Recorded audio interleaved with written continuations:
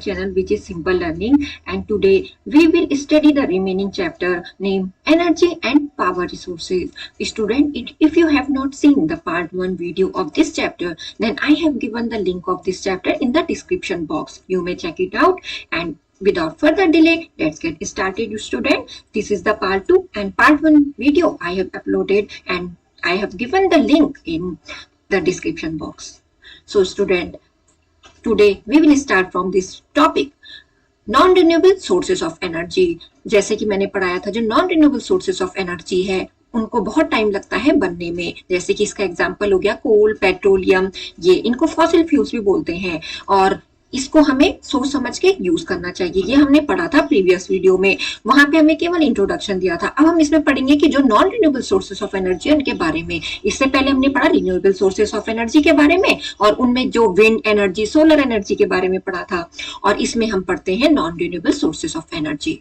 Coal is still a predominant energy source around the world. जो coal है वो एक इंपॉर्टेंट, बहुत ही यूज किया जाने वाला सोर्स है हमारे पूरे वर्ल्ड में। India is the third largest producer of coal. जो इंडिया है वो तीसरा लार्जेस्ट प्रोड्यूसर है कोल का, यानी कि यहाँ क्या होता है, कोल प्रोड्यूस होता है, पर हम रैंक में कौन सी है, third. Total reserves of coal in India is 300 billion tons as on 1/4/2014। यानी कि इसके अकॉर्डिंग, जो ये साल है इसके अकॉर्डिंग ये माना गया है, क्योंकि ये उस टाइम जो बुक है वो पब्लिश का टाइम भी ऐसा ही होगा, और इसमें जो डाटा लिया गया वो 2014 के अकॉर्डिंग लिया गया है। तो जो हमारा इंडिया में जो कोल है उसके जो रिजर्व है, ठीक है, तो रिजर्व का मतलब उस चीज को रखा गया है, तो 300 बिलियन टन है, वो इतना स्टोरेज है। Most coal deposits are of carboniferous age, that is about 300 million years old. और जो कोल डिपोजिट है वो कब का है, उस एज को क्या बोला गया है, कार्बोनिफेरस एज, ठीक है, यानी कि 300 साल पहले, इतने पुराने साल, यानी कि इतने ज्यादा टाइम पहले। Most recent deposits of territory age are usually composed of lignite और ब्राउन कोल एंड पीट। और जो रिसेंट डिपोजिट है टर्शियरी एज की, वो क्या है, किससे बना हुआ है, वो लिग्नाइट, ब्राउन कोल और पीट से। Many countries depend on coal driven thermal power such as China, USA, Japan, India, Russia, Germany और इटली। बहुत सारी कंट्री जो डिपेंड करती है कोल पे, उन्होंने थर्मल पावर, इससे थर्मल पावर बनती है यानी कि हीट एनर्जी के लिए। जैसे कि जो कंट्री है वो दे रही है आपको ये। अब हम पढ़ेंगे कोल के type. Depending on the amount of carbon, moisture and volatile matter, coal can be classified into the following varieties। और जो कार्बन है उसके अमाउंट पे डिपेंड करता है कि जो जितना उसमें मॉइस्चर है, जितना वॉलेटाइल मटेरियल का मतलब जो उड़ जाता है जल्दी, और कोल को उस बेसिस पे क्लासिफाइड किया है इन वेराइटीज में। First one is एंथ्रासाइड।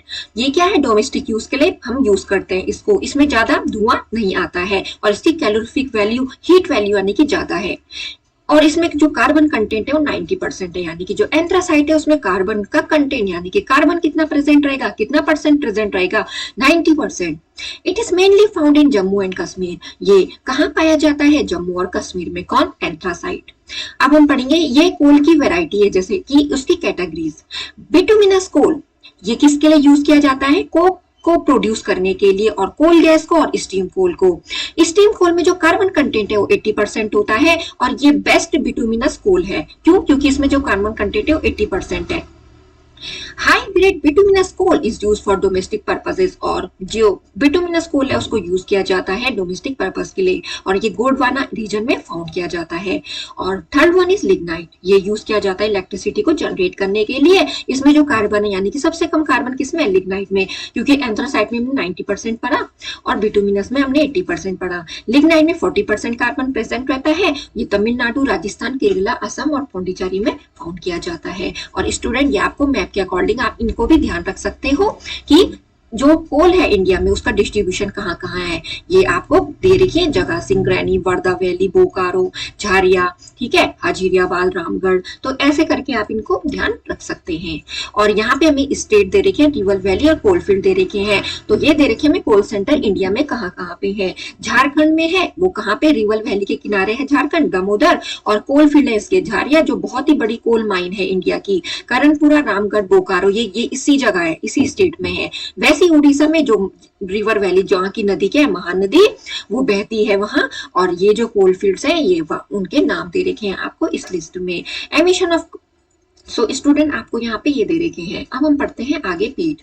It is a low grade coal, इसमें जो कोल है वो बहुत ही कम पाया जाता है और ये नीलगिरी रीजन और कश्मीर वैली में पाया जाता है। जो कोल एनर्जी के एडवांटेज है उसके बारे में हम पढ़ते हैं। Coal is a primary energy source, जो कोल है वो प्राइमरी एनर्जी सोर्स है और ये सप्लाई करता है 30% of the primary need all over the world, यानी कि वर्ल्ड में कितना सप्लाई 30%, ठीक है, जितनी हमें नीड चाहिए उसका 30%, और 40% ये इलेक्ट्रिसिटी जनरेट करता है। और ये बर्न करने के लिए बहुत ही आसान होता है, जलाने के लिए बहुत ही आसान होता है, इसकी हीट वैल्यू भी बहुत ज्यादा है, कैलोरी वैल्यू बहुत ज्यादा है और इसलिए हमें बहुत ज्यादा एनर्जी मिलती है अगर हम छोटी क्वांटिटी कोल की भी क्या करें, जलाएं। क्योंकि जिसकी कैलोरी वैल्यू हाई होती है स्टूडेंट, तो उसकी जो थोड़ी भी क्वांटिटी होती है बहुत ज्यादा हीट प्रोवाइड करेगा। किसके कंपैरिजन में, जो अदर पावर है उनके कंपैरिजन में। कोल क्या है, वर्सेटाइल है, ठीक है, तो वर्सेटाइल है यानी कि ये क्या होता है, हर जगह क्या होता है, यूज किया जाता है।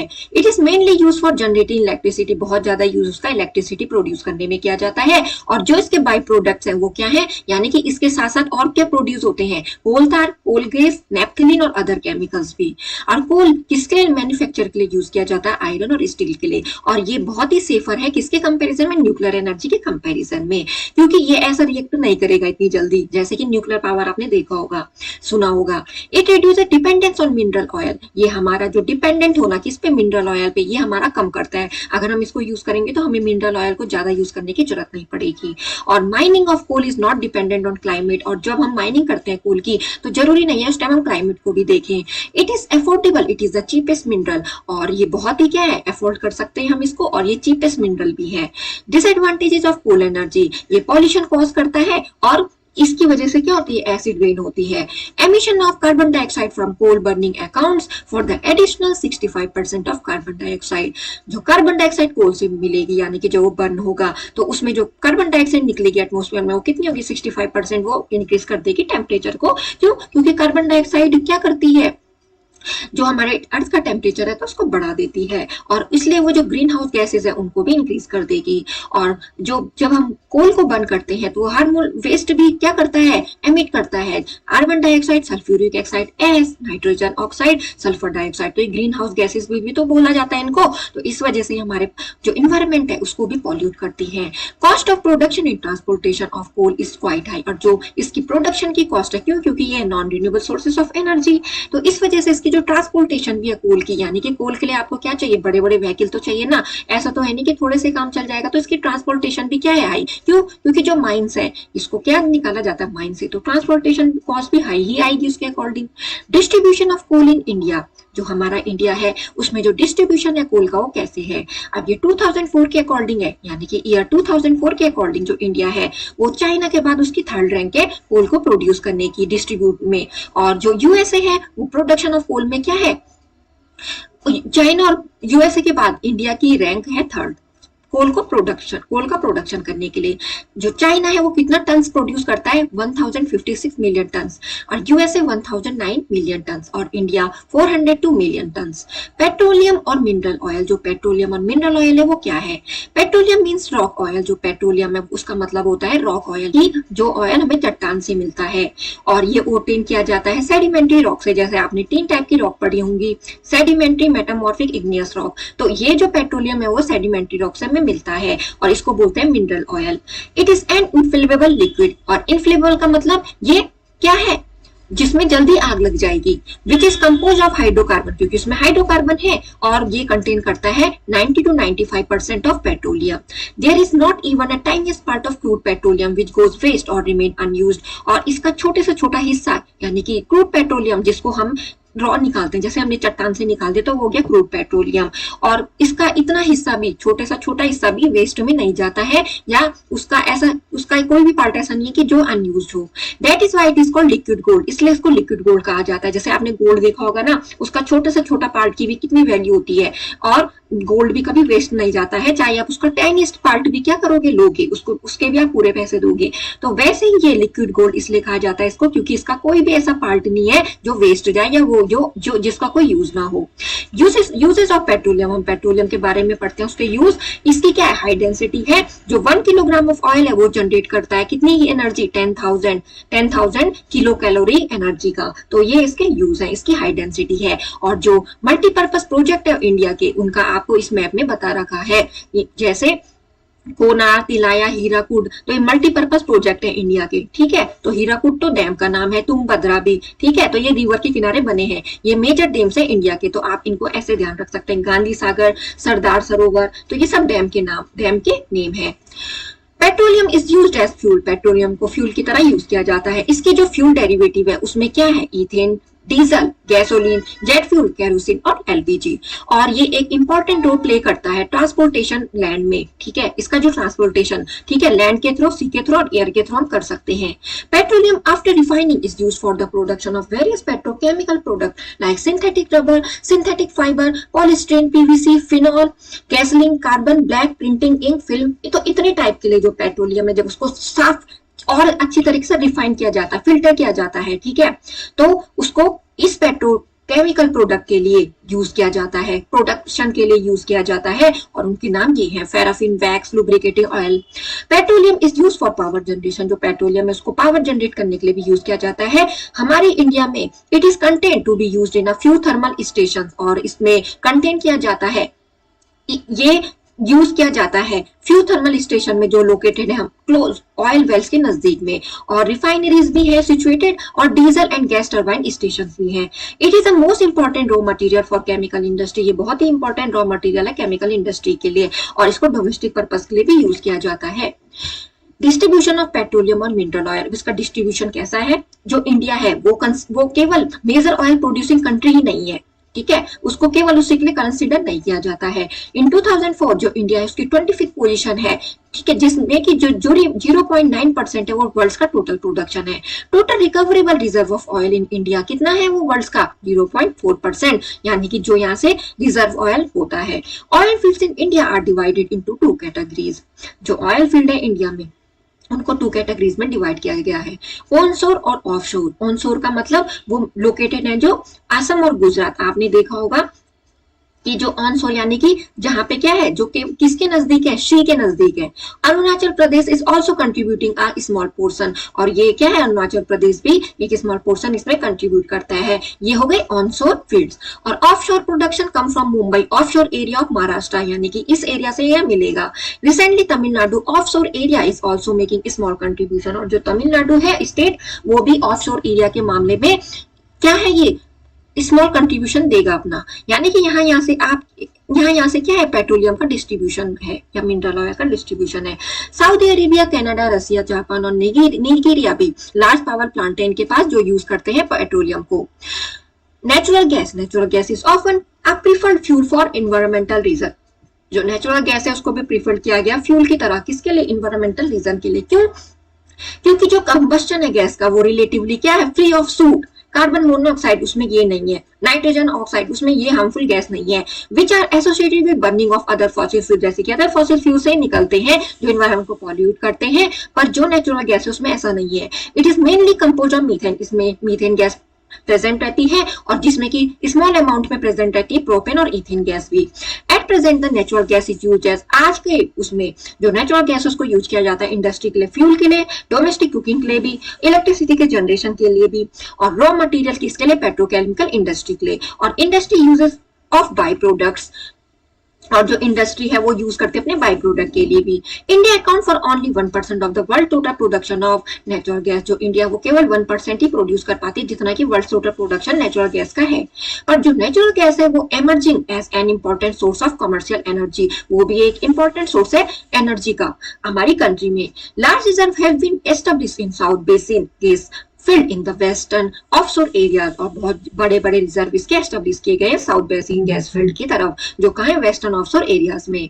Significant reserve are also find in, जो इसके रिजर्व है वो काउंट किए गए हैं त्रिपुरा, असम, कृष्ण गोदावरी रीजन में। और एट प्रेजेंट जो बॉम्बे हाई है वो 95% कंट्री का टोटल प्रोडक्शन करता है, यानी कि इस जगह से जो नेचुरल गैस उसका प्रोडक्शन इतना होता है। हाइड्रो इलेक्ट्रिसिटी और हाइडल पावर क्या है, जो हाइड्रो पावर है वो पावर जनरेट होता है किसके थ्रू, रनिंग वाटर के थ्रू, जो एनर्जी प्रोड्यूस हो रही है वो पावर, आपने देखा होगा जो डैम्स, उसमें यही तो है कि पानी के थ्रू पावर इलेक्ट्रिसिटी जनरेट हो रही है। और जो जनरेशन है हाइड्रो पावर का वो रिक्वायर करता है किसमें, उस पे उसको क्या रिक्वायरमेंट चाहिए होता है, जो डिफरेंस इन हाइट है किसके प्लेस के बीच पे, जहां की जो वाटर है वो पाया जाए, और जो प्लेस है where it can be let down, वहां से वो गिरे, ठीक है, तो ये डिपेंड करता है किस पे, जो जनरेशन है हाइड्रो पावर का, जहां पे जो एनर्जी या पोटेंशियल किससे होगा, रनिंग वाटर से। तो जब पानी जब रनिंग करेगा, ठीक है, जब पानी में फोर्स होगा तभी तो इलेक्ट्रिसिटी भी प्रोड्यूस हो पाएगी। क्यों? क्योंकि टरबाइन तभी तो क्या होंगी, घूमेंगी। आपने देखा होगा डैम्स में कि ये कैसे वर्क करता है। It can B produce by building dam, जैसे कि मैंने आपको बताया कि जो डैम है वो वहां वाटर को यूज किया जाता है अक्रॉस द रिवर, जहां पे नदियां हैं वहीं पे डैम बने होंगे, आपने देखा होगा।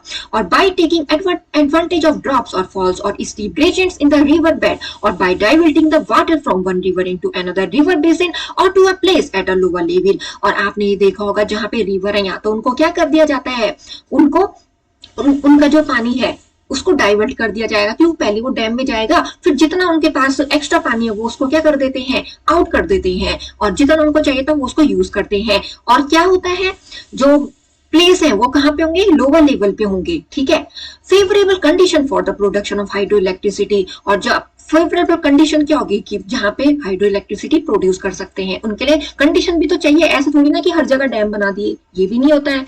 तो सबसे पहली जो कंडीशन है वो है वार्म और ह्यूमिड क्लाइमेट। जो वार्म और ह्यूमिड क्लाइमेट है वो चाहिए। क्यों? क्योंकि it is a very important factor for the production of hydro electricity. बहुत ही इंपॉर्टेंट फैक्टर है प्रोडक्शन किसकी करने के लिए, हाइड्रो इलेक्ट्रिसिटी को प्रोड्यूस करने के लिए। लॉन्ग ड्रॉट पीरियड यानी कि जहां पे ज्यादा सूखा है, या फ्रोजन रिवर जहां पे ज्यादा बर्फ पड़ती है, वो सुटेबल एरिया नहीं होते हैं किसके लिए, हाइड्रो पावर क्या करने, प्रोडक्शन करने। सो स्टूडेंट, अब हम पढ़ेंगे वार्म एंड ह्यूमिड क्लाइमेट के बारे में। It is very important factor for the production of hydro electricity. ये बहुत इंपॉर्टेंट फैक्टर है हाइड्रो इलेक्ट्रिसिटी के प्रोडक्शन के लिए। वार्म और ह्यूमिड क्लाइमेट होनी चाहिए। क्यों? क्योंकि जहां पे ज्यादा सूखा पड़ेगा या जहां पे ज्यादा बर्फ पड़ती है, तो वहां पे जो पानी है, ठीक है, तो वो किस फॉर्म में मिलेगा आपको, फ्रोजन। और जहां पे पानी होगा ही नहीं वहां पे डैम्स कैसे बनेंगे, यानी कि वहां पे इलेक्ट्रिसिटी जनरेट नहीं हो सकती। तो इसलिए इसके लिए क्लाइमेट भी इसका एक फैक्टर है। रग topography, mountainous और undulated topography provide the necessary height difference for hydropower generation। जो rugged topography है, ठीक है, तो वो यानी कि mountainous यानी कि पहाड़ी इलाके, undulated topography यानी कि uneven surface, तो वो क्या है, उसके लिए इसके लिए जो पावर जनरेशन यानी कि हाइड्रो इलेक्ट्रिसिटी प्रोडक्शन के लिए, इनमें जो हाइड्रो पावर जनरेशन होगी वो हाइट भी क्या करेगी, मैटर करेगी। As a result high initial cost of the construction of dams can be avoided. और इसलिए जहां पे ऐसी जगह होगी वहां पे डैम्स भी नहीं बन सकते हैं, क्योंकि जहां पे अनइवन एरिया होगा, ठीक, जहां पे प्लेन्स होंगे ही नहीं, तो वहां पे डैम्स भी कैसे बनेंगे। जहां पे ज्यादा पहाड़ होंगे, जो ज्यादा पहाड़ी इलाका होगा वहां पे भी कैसे बनेंगे, तो इसलिए वहां पे हाइट डिफरेंस देखनी भी जरूरी है।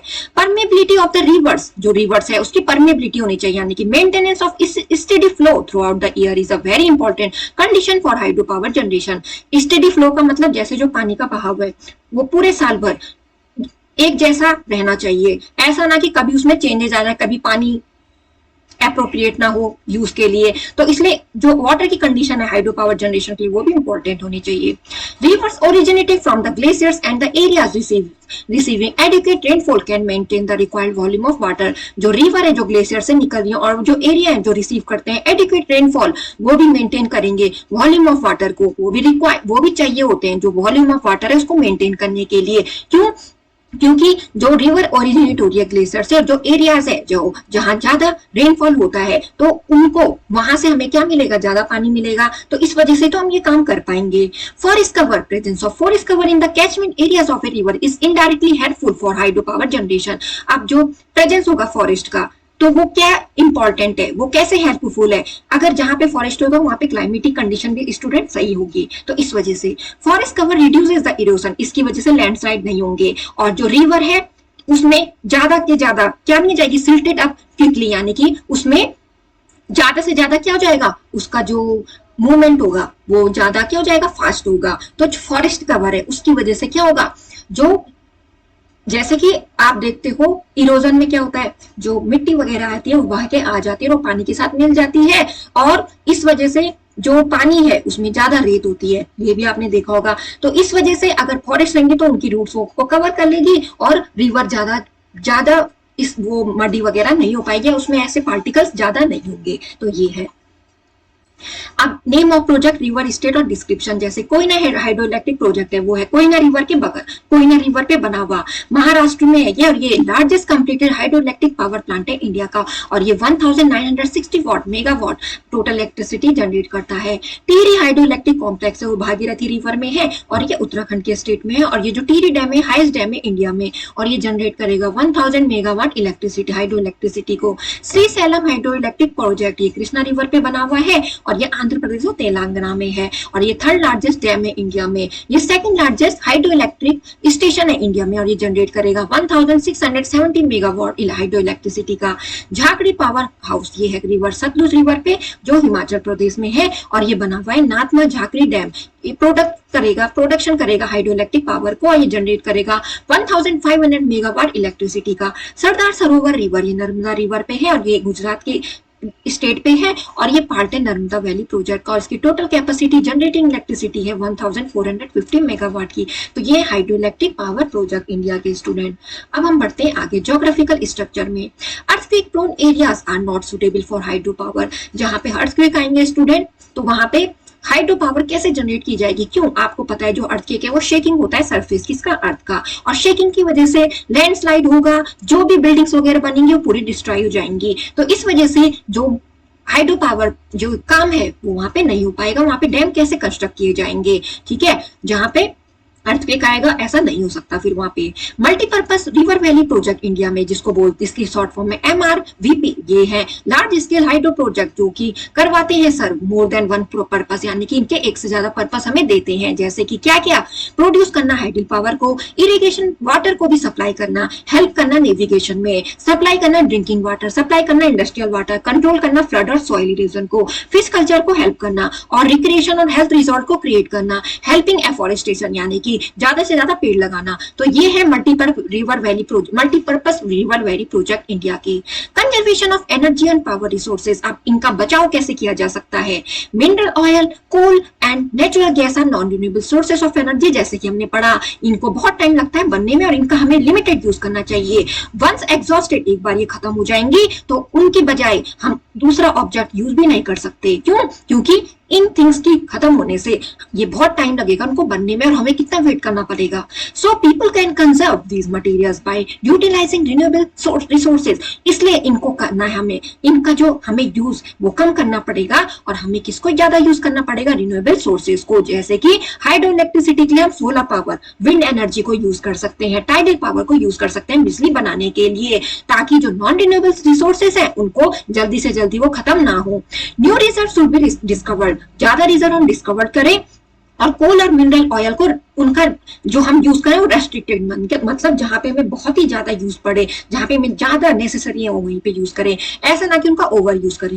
Use of alternative sources should be encourage, जो अल्टरनेटिव सोर्सेज है यानी कि इनके बजाय हम और क्या क्या तरीके से हो सकते हैं, ऐसे करके हमें रिन्यूएबल रिसोर्सेज को हम कैसे यूज कर सकते हैं इन चीजों में। Uneconomic coal mines and old oil mines should be amalgamated and made economically viable units, और जो कोल माइंस है उनका अनइकोनॉमिक यूज यानी कि हमने बेवजह कोल माइन से हम कोयला ले रहे हैं, और उसका हम कैसे ज्यादा ओवर यूज कर रहे हैं, और उसको ज्यादा अमाउंट में यूज कर रहे हैं। तो इसलिए हमें उसको ध्यान रखना है कि हमें इनको ऐसा नहीं करना है कि इनका ओवर यूज ना हो सके। हम माइन में क्या कर रहे हैं? कोल निकाल रहे हैं, उसका ओवर यूज कर रहे हैं, ये बिल्कुल सही नहीं है। प्रोहिबिट वेस्टेज ऑफ रिसोर्सेज, हमें जो रिसोर्स के वेस्टेज है उनको रोकना है। जैसे कि हमको लाइट जितनी चाहिए हमें उनको उतना यूज, ऐसे ना कि आप चले गए और आपने फैन खुला छोड़ा है, वो क्या हो रहा है? गलत तरीके से यूज हो रहा है इलेक्ट्रिसिटी का, वो ओवर यूज कर रहे हैं। क्यों? क्योंकि जब आपको जरूरत है आप तब भी उसको यूज कर रहे हैं, तब कोई बात नहीं, पर आप बेवजह आप ये नहीं देख रहे हो कि ये जो हमें इलेक्ट्रिसिटी मिल रही है किसके जो सोर्सेज है उनसे मिल रही है। तो ये सोच के हमें उनका ओवर यूज नहीं करना है, और यूजलेस तरीके से उनको यूज नहीं करना है। Other electronic devices when not in use, जब आप उनको यूज नहीं करेंगे तो ये नहीं कि आप उनको तब भी क्या करें? चार्ज करें। Avoid opening the refrigerator frequently, और जो रेफ्रिजरेटर है उसको क्या ना करें, उसके एकदम से ओपनिंग ना करें, जैसे कि जब आपको यूज नहीं करना है उसको तो तब बंद कर दें। ऑल्सो डिफ्रोज द रेफ्रिजरेटर रेगुलरली, और अपने रेफ्रिजरेटर को डिफ्रोज करते करते रहें, यानी कि उसमें जो बर्फ वगैरह जमती है उसको क्या करें, उसको मेल्ट करें। Because Frost can increase energy consumption, जो फ्रॉस्ट है उस पर जो बर्फ जमेगी वो एनर्जी कंजप्शन को इंक्रीज करती है, यानी कि ज्यादा पावर लगेगी। तो इसलिए आपको वो क्या करना है, रेफ्रिजरेटर को डिफ्रोज करते रहना है। Use washing machine and dish washer only, आपको वॉशिंग मशीन और डिश वॉशर को ही यूज करना है व्हेन फुल लोडेड, जब उनमें ज्यादा क्या हो सामान हो। Replace ordinary light bulb with LED, और अब जैसे हम यूज कर रहे हैं एलईडी और सेफ बल्ब को, तो हमको इनको यूज करना चाहिए। दे कंज्यूम 80% लेस एनर्जी, और इतनी हम पावर सेव कर पाएंगे। Replace cooking in open cookware, और हम क्या करें, जो खाना बनाए वो ओपन कुकवेयर यानी कि प्रेशर कुकर में बनाए। It not only reduces energy uses but also save on cooking time, ये आपका समय ही नहीं बचाएगा बल्कि क्या करेगा, एनर्जी को भी सेव करेगा। तो ऐसे करके हम एनर्जी को सेव कर सकते हैं। तो स्टूडेंट, आई होप आपको एनर्जी एंड पावर रिसोर्सेज जो ये क्लास 7 के ज्योग्राफी का चैप्टर है अच्छे समझ में आया होगा। If you really like this video then please like this video, hit the like button and please subscribe my channel